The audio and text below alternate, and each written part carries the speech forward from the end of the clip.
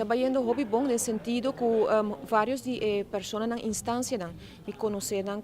como membro do parlamento ou como ministro antes, mas agora que em função como presidente do parlamento toca outro rol e bota enfatizar mais a parte de funcionamento do parlamento, que nós bonificar como parlamento não tem reino para o outro, encontro também com diferente outro presidente do parlamento, por exemplo, de Sint Maarten, de Curaçao, de Holanda, caminha com nós a dialogar com o outro e naturalmente também há certo bisa afspraak na benefício de nos parlamento nan ding reino que men com vai bem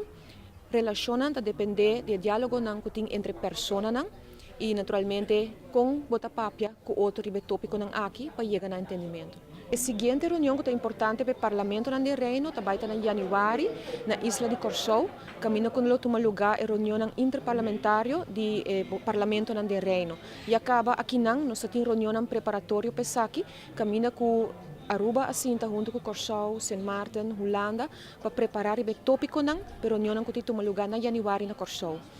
Outra coisa também que tem em preparação e que nós temos uma bonita apresentação de dia durante a Handels Conference, está por exemplo nos jovens que está preparando para